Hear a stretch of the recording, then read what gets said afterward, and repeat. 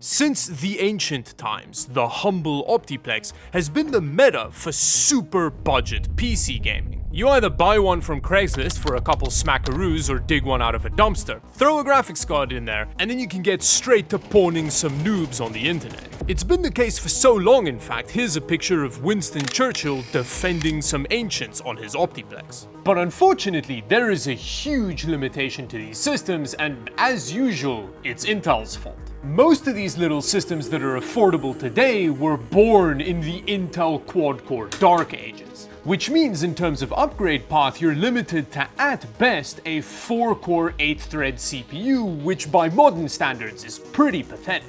But in 2025, things are starting to change. The Intel dark ages are so far behind us now that we're starting to find affordable Optiplexes with more cores available. So today we're going to see how different the Optiplex meta looks in 2025. But first, today's video is sponsored by Micro Center, the proud winner of Best in Tech, rated #1 overall in PC Mag's Reader Choice Awards. Fancy. And that's probably in no small part due to their legendary monthly deals. This month, save a nice chunk of change on a desktop system. Like this amazing PowerSpec G524 for $400 off. And then finally, brace yourselves for Micro Center Santa Clara, which you should definitely visit when it opens for a free 128 gig flash drive. Links down below. I managed to buy this Optiplex off Craigslist with a 10th Gen i5 in it for about 280 Canadian dollars. Now there were cheaper options available with like 6th Gen Intel CPUs in, but the 10th Gen i5s have some additional benefits on top of that, which we'll talk about later. And aside from a CPU that wasn't from Intel's war crime phase, these newer Optiplexes also have other advantages. Like I/O that isn't gonna take 4 years to copy over 2 clips of 480p hentai. Now in terms of graphics cards to drop in here, because this is the small form factor variant which gets dwarfed by the average modern GPU, we are going to be limited to low profile GPUs.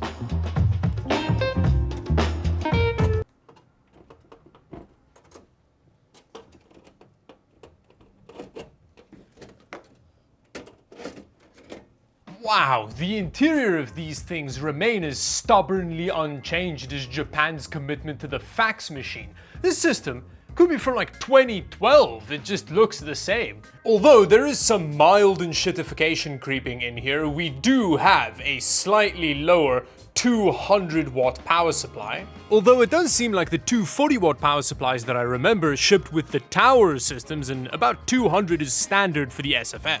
Although I'm pretty sure that SSD suspiciously piggybacking on the inside of the system like lice on a preschooler's hair was added after the fact. I don't think that's a Dell addition there. And the Foxconn fan in here does seem mildly beefier than what I'm used to seeing in these.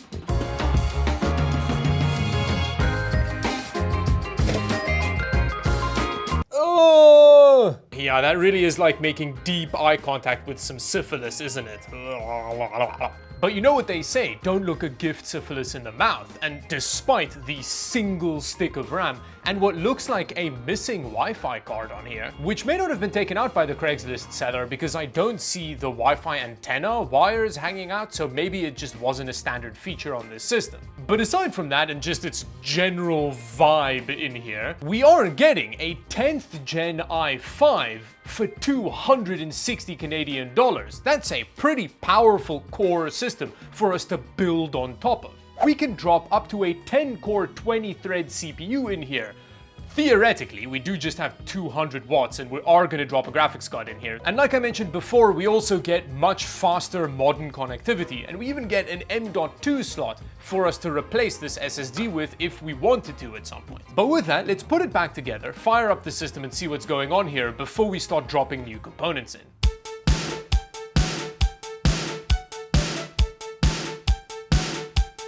Okay, so it's booted straight up. We've got some Windows 10 action here. It's always interesting to see how Craigslist sellers set up systems. This one, for example, was advertised as being fully loaded. And part of the fully loadedness isn't Wi-Fi, it's Roxio Creator NXT Pro. Microsoft Office tools, ooh.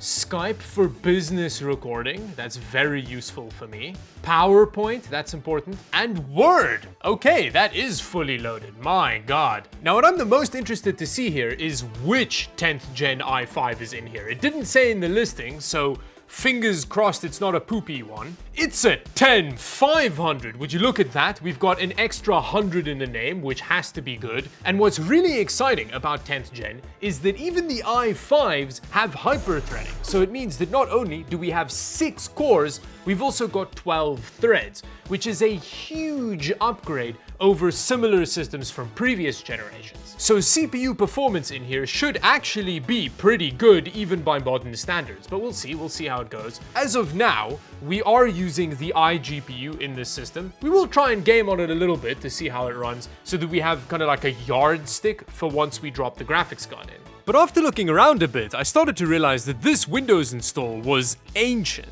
This feels like a Mozilla install from 1752. Can I use this? Am I gonna get maliced on the internet if I, yeah, let's give it a try. Your connection is not secure. Yeah, I get that. But aside from the old Firefox install, generally the Windows install seemed pretty unhappy. The iGPU refused to output above 1000 by 700, and Windows wanted updates from 2018. At which point I decided to just abandon the install from 800 years ago, reinstall Windows so that we had a nice clean slate to test on.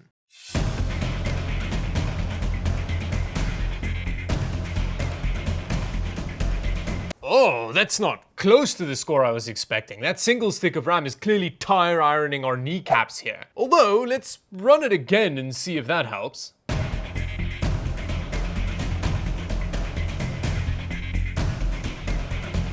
Okay, well, I've run it a second time and the score is way higher. It's much more in line with what I was expecting from it, and we haven't even upgraded the RAM yet, so that's weird. I'm not sure why that happened, but it's good. I'm not complaining. But with that, let's see how like CS2 runs on the iGPU, and then we'll start upgrading the system. Wow, that is a very good start. This is 1080p low settings, and in the menus, we're getting 10 frames per second. And this is even with Fidelity FX running at balanced, I think. So, yeah, it's not going great, but maybe the menus are very demanding. So let's load into a match. Okay, yeah, I'd say now that we're in a match, it is running a bit better. What were we getting, like 5 frames per second in the menus? 20 is a lot better than 5.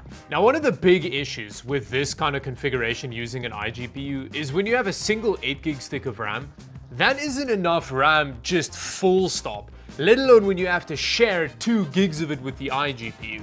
But having said all that, it is an Intel 630, so best case scenario, it's not gonna run much better than this. So now that we have a yardstick, let's drop some more power into this system.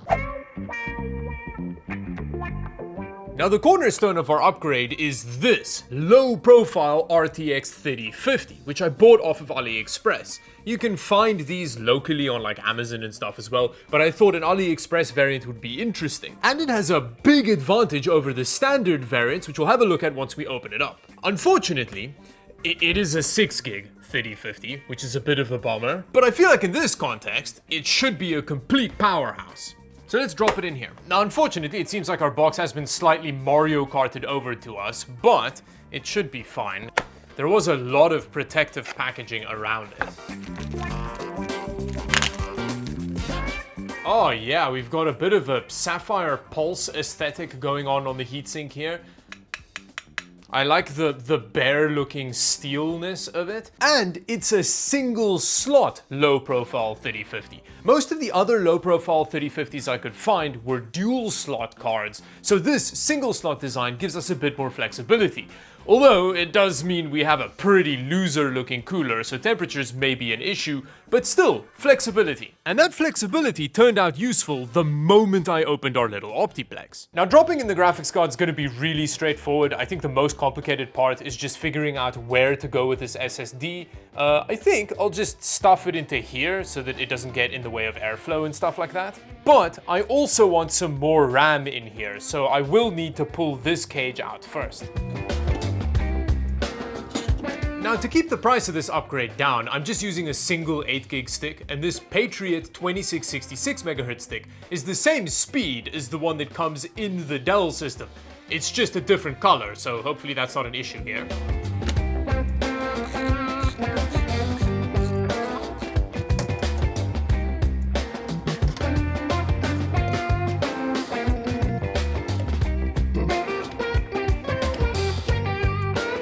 Now, for some reason, Dell in all their wisdom thought that it would be a good idea to have the main 16x PCIe slot on the bottom of the two available slots, which I guess if you look further up the motherboard makes a little bit of sense considering that there's like a bunch of connectors and stuff in the way, so it could potentially block longer PCIe devices. But just move those connectors because you're introducing two very big problems. The first one is you can't use a dual slot GPU in here anymore, which was something I did want to do later in the video, but I guess our A2000 isn't going to happen anymore now. And the other issue is that this card already has a pretty dodgy looking thermal solution. I can't imagine this is going to help very much. Well, let's find out. Well, straight off the bat, our Cinebench score barely improved, which is a bit of a bummer, but it is still way better than even the best multi-threaded performance you'd get from an Intel quad-core Dark Ages CPU, so that's pretty good.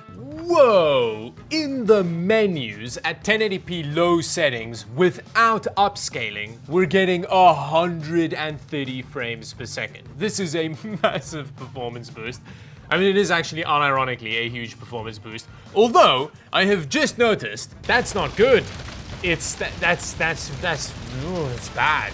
Oh no, it's starting to blow fluff out the back. Whoa, almost 200. I mean, this is a very, very usable esports experience, which is what you want from this kind of system, right? It needs to be able to handle esports titles well. Our graphics card is catching on fire though. We're losing quite a lot of performance here because of it, I think. After not much time, the GPU hit 87 degrees Celsius and the core frequency dropped from about 1.7 gigahertz to 1.3. And in fact, two benchmarks taken just 8 minutes apart see us losing 30 frames per second average. That's not good. I would say that that is a sign of fundamental incompatibility here. Now let's see what it does with Cyberpunk, a game which should, in theory, benefit a lot from the 6 cores and 12 threads in our 10th gen i5, compared to like a quad-core CPU from before. But our graphics card's catching on fire, so yeah, I feel like that's the problem here. We're getting about 45 to 50 frames per second at 1080p medium settings with no upscaling, which isn't bad for what this is, which is like a little Dell gaming system. But I'm curious to see if it dips off a lot from there. It does. Our average dropped from 51 frames per second to 44 after just 10 minutes of gaming. And the system was shouting like a harpy on heat. It was real noisy. Interestingly, opening the side panel made a massive difference. Our temperatures were still in the 80s, but at least the core boost frequency was much higher, giving us the same results as our initial test. It makes sense that it's still running really hot because it is being choked out by that power supply. Luckily, I have a solution for that.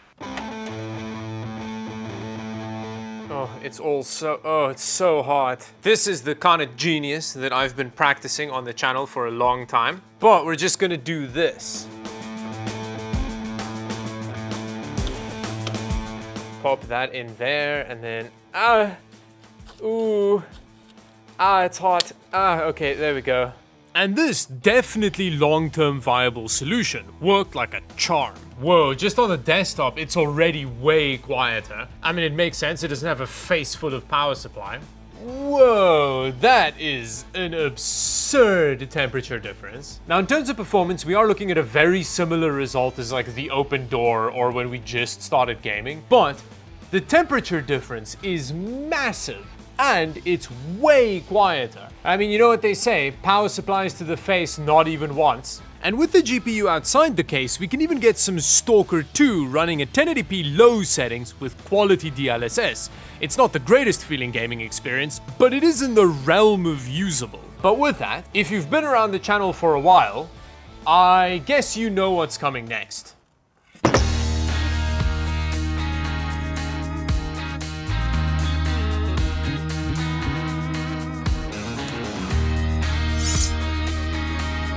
Bow wow wow, bow wow wow. 4090. We've got a 4090 in our system. Now I've significantly pushed up the settings. I'm running at 1440p Ultra here because, well, it's a 4090, not a 6 gig 3050. Now this may seem like a completely pointless test, and in many ways it is, but, you know, we're testing the limits of our 10500 here.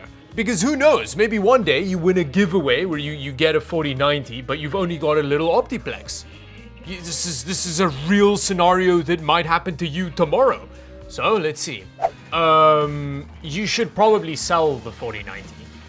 I think that's the takeaway here. At 1440p Ultra settings, we're getting about 60 frames per second, which is not very good. And that is with our CPU almost hitting 100% utilization. It does occasionally. And our graphics card is just sitting at about 50 to 60. And now the little Optiplex is making lots of smells. Those are new and concerning smells. I don't know if I like those smells. So with that, what did we learn in today's video? Well, these days you're starting to get cheap Optiplexes that don't top out at an 800-year-old quad-core. But you should be really careful with which configuration you buy, because you may end up with one where dropping in a graphics card is just gonna make it catch on fire. So with that, subscribe to the channel for more tech stuff, and until the next video, thank you for watching. Bye bye.